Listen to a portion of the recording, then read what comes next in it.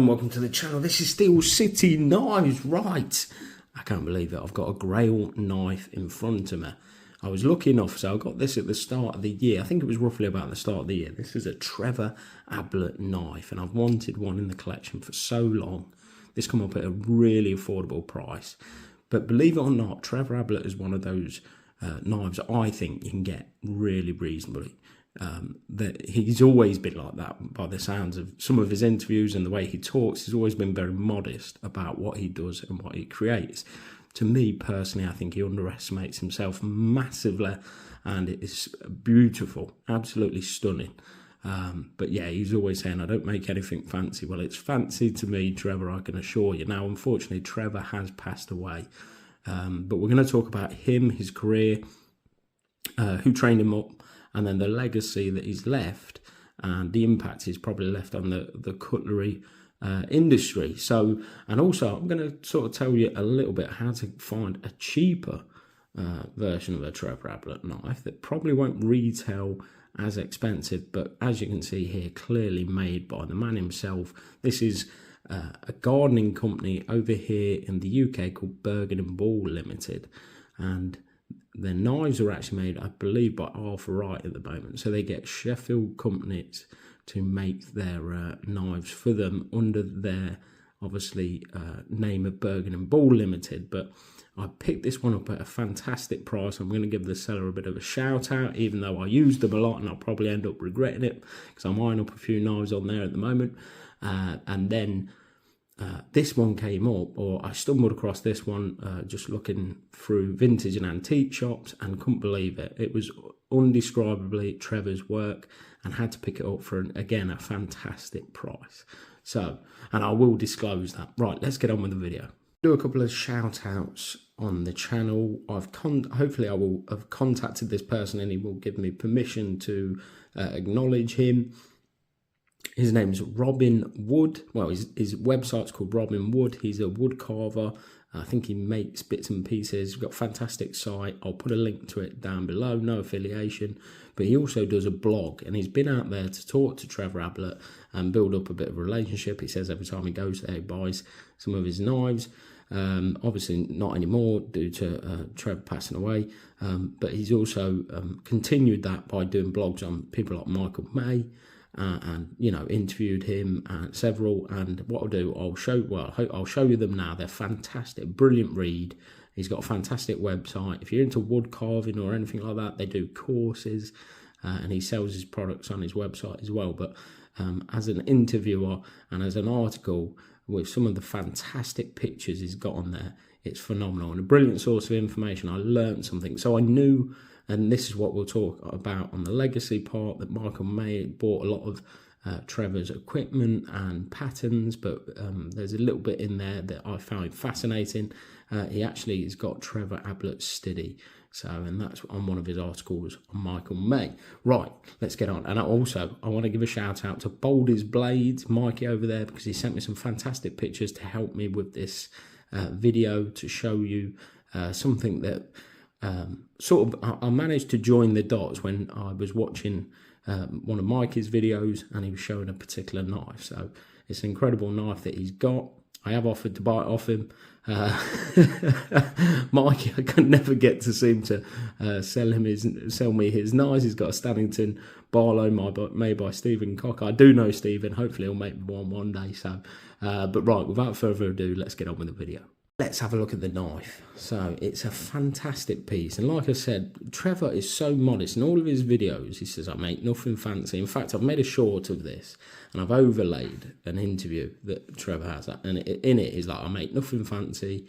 I use, you know, and so the cover materials he uses are wood, stag, and buffalo horn, and he really does undersell himself. I do think so. The one criticism I have with his knives are that a lot of them seem to be etched, and etches don't last forever. So this will be a safe queen for me. I will seal this. I will never use it. I may be tempted to use the peach pruner because this probably won't collect value or anything like that, because it's not, well, it should do, but it's not going to have as much value as this for when I pass away and the kids end up with thousands of knives. But This means a lot to me. I've watched about every video on Trevor, read about every article there is. I'm fascinated with all the Cutlers.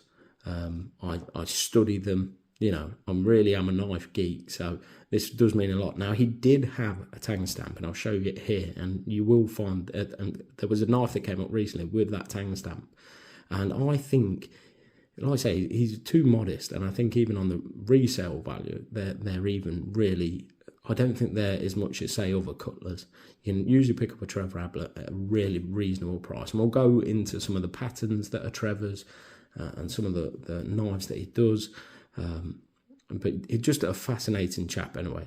He seems like a really down-to-earth guy, really funny guy in his interviews. He had a lovely relationship with Reg Cooper, who's a fixed blade manufacturer in Sheffield, did a lot of block belt knives.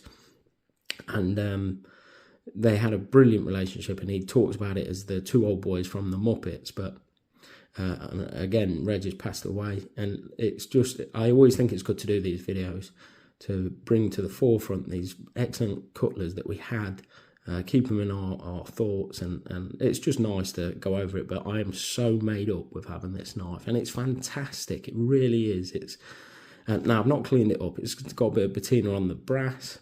I got this for such a good price. I feel bad about telling you, but I've actually got this for about £45, I think it was.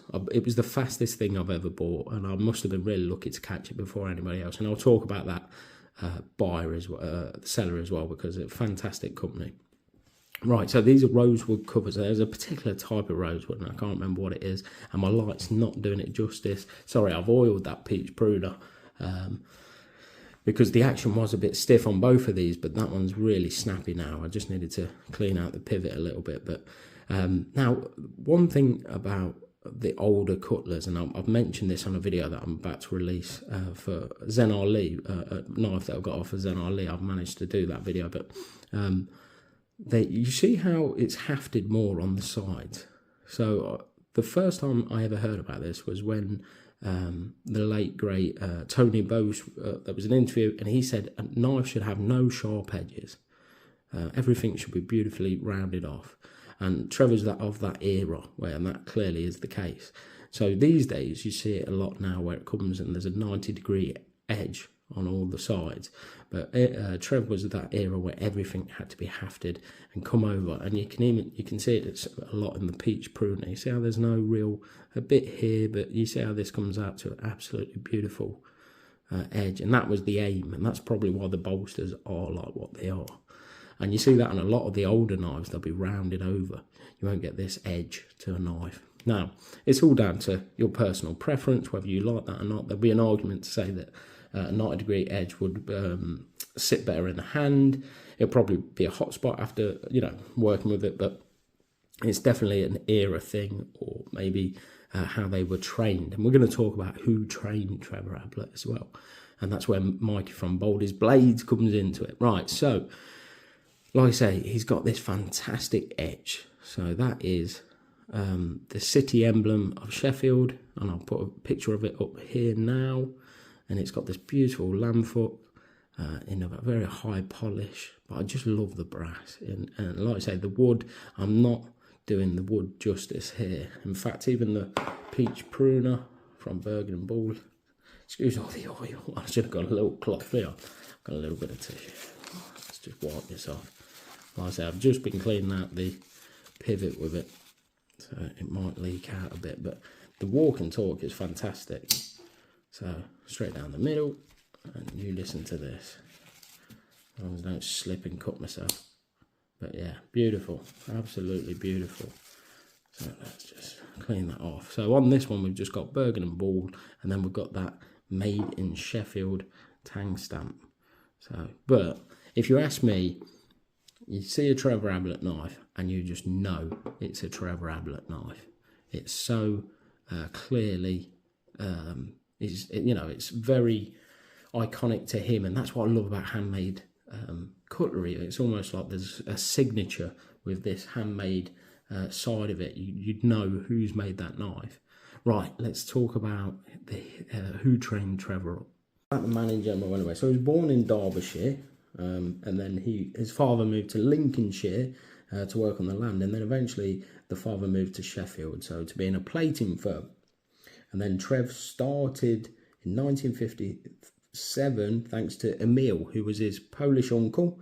I worked with an Emil, so I know I'm pronouncing that right. I don't know if I'm going to be able to pronounce his second name right. Berek. I'll have to ask my mate tomorrow whether I got that right. So Emil Berek was his uncle, and he got him into the trade, and he owes a lot to him. Now, unfortunately, Emil died.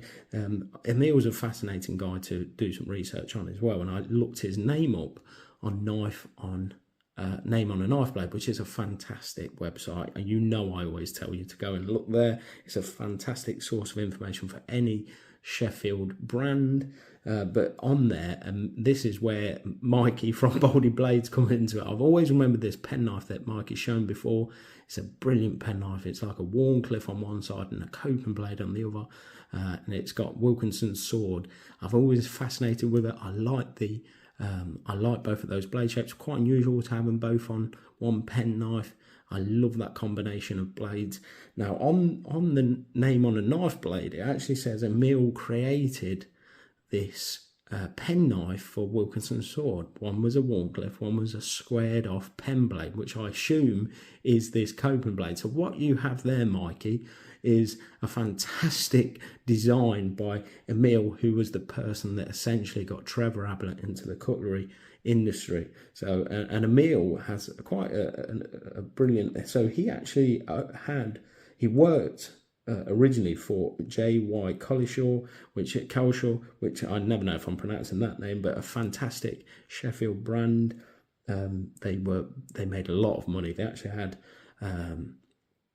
They had shares in Joseph Rogers. They were a massive firm that made quite a lot of money, and he actually eventually took over that firm, or the mark, and owned that name. So Emil, again, it's always good to relive this and remember these people and what the impact they had on the cutlery industry. But he also says, so there was a guy that worked with Emil, and that guy was a guy called Harry Ragg, and Trevor Ablett owes a lot to him. In some of his interviews, he says, Harry Ragg taught me a lot. He went on to work with him at Joseph Elliott, which is another fantastic Sheffield brand. And then obviously in a later part of his life, we worked with Reg Cooper. They worked side by side, Reg doing fixed blades and Trevor doing traditional cutlery. So that's a bit about sort of Trevor's. And now Trevor has helped a lot of people. When you talk, so Mikey talks a lot to Arthur Wright, spends a lot of time at the Arthur Wright workshop. I actually know Michael myself. I've contacted him a few times. Brilliant chap to talk to. But he talks, I was speaking to him about Trevor Ablett, and Mikey said that they speak so fondly of him. And you can tell that from Trevor's interviews. There's a brilliant video of him working with Grace Horn, when Grace Horn was probably learning from some of the more experienced cutlers. I know I talked to Stephen Cocker now and again. I know he speaks very, very fondly and remembers learning and rubbing shoulders with Trevor Ablett. So it's the Sheffield industry is so harmonious, it seems, and they really do sort of help each other along and do things together. It's amazing. It really is a nice industry. But yeah. Right, let's talk about his legacy that is left. That's what we'll do. I wanted to really research every single pattern that Trevor did. Unfortunately, I'm running out of time. Let me just show you. So the knife I came with actually came with a box as well. I couldn't believe it. It was brilliant. So it came boxed, and it came with this certification of authenticity. So 15-year-old knife. But yeah, brilliant. And there's the city of Sheffield. There's the emblem there that you see on his knives. Now, but he does some fantastic. One that I really like of Trevor's, he does a three-bladed sort of barlow. I think one's a lamb's foot, one's a clip point, and one's a hawkbill. But it's just I don't see it anywhere else other than from Trevor's sort of designs. But yeah, and then so when he passed away, Michael May bought a lot of his sort of tools and patterns, and then therefore it lives on. Now, I like Michael May. I'm a big fan of Michael May. Collectors knives. I've bought a brilliant one recently that I'm looking forward to showing you. One of his large lamb's foot in Yorkshire oak. But this is one of Trev's. This is one that I carry quite a bit, so it's got a bit of patina on. But this is the ergonomics. This is one of Trev's patterns that Michael May uses a bit. He also makes the double bolstered Barlow. That's a Trevor Ablett pattern. And one thing I really like about Michael May is he does this Graham Clayton Barlow, which is from, again, Graham Clayton, an absolutely brilliant cutler. Unfortunately passed away. I missed out on one of his knives recently, you know, and again, a fantastic, and that's, I love seeing the newer generation sort of really preserving and keeping the legacy going of the older cutlers. And as you can see from Michael May's knives with the brass, he's really he really is preserving that, and I love these brass bolsters, like I say, but they're so unique. You can see Michael May and probably and Trevor Ablett side by side, and you can see the difference of who's done what, and that's what I mean about sort of handmade knives. It's almost like a signature. You can tell the person that's worked on it. You can really see the human touch, as it would. The thing that fascinates me, and we'll be going into a little bit more detail on the next video, is a Cutler's Stiddy, and Michael May has Trevor's, and that is just fantastic. I can't believe it. I think that's really brilliant. And again, Robin Wood's article, he actually shows you that Stiddy when he's interviewing Michael May. So again, fantastic site that Robin Wood site's fantastic. Thank you very much for Baldy Blades, Mikey, over there, for sending those pictures. So you have there, what you have there is a design by Emil. So that is amazing. I want one. So if anybody's got one of those pen knives, I'm trying to buy it off Mikey. I don't think he'll pass it along. But another thing that, so Emil actually worked in Portland Works as well, and that is where Michael May now resides. Right. So that was a bit of a mishmash, but I'm so glad to get a piece of history, a piece of Trevor's work in the collection. So like I say, this will be a save coin. I'll probably end up using this, but if you're out and about and you see a Bergen ball, then it's in this sort of style, it is going to be a Trevor Ablett. Now, I think Arthur Wright actually do their knives for them at the moment. You can tell by the sort of style of them. But I like seeing that anyway, where they're investing in the Sheffield cutlers. But yeah, fantastic knife, and I absolutely love them both. Right, shall I tell you what I bought? I bought it for £45, I think it was. I'll put it up now, and this is from a fantastic. Now I bought this on an antiques, not an antique, like an antique shop when I was out and about. But this, I just saw it and I thought that's a Trevor Ablett all day long. So this site is called Sport and Cutlery. Fantastic site, no affiliation, but just love them. Been buying knives from them for years and years and years. They do all sorts of stuff. They do some hunting stuff, some taxidermy. They sell pre-owned knives. They sell brand new knives. Fantastic people to deal with. Really friendly if you call them up, and really helpful. Fantastic. I'll put a link down to that. I'll put a link down to Robin's site. I'll put a link down to Mikey Newman's from Baldy's Blade. A fantastic blade. I appreciate that, Mikey, for sending that those photos over. Hopefully Robin signed off on me. I'd love to put a few of his articles over, because he took some fantastic pictures of both of Michael May and Trevor Ablett. But just a fantastic connection between them. And like I say, I really love the fact that Michael May uses a lot of patterns from old cutlers and keeps them alive.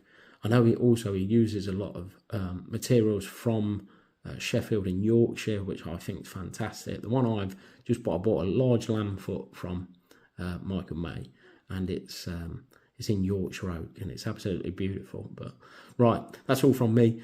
Please like and subscribe and hit that notification bell for future releases. I'll see you on the next one. Cheers.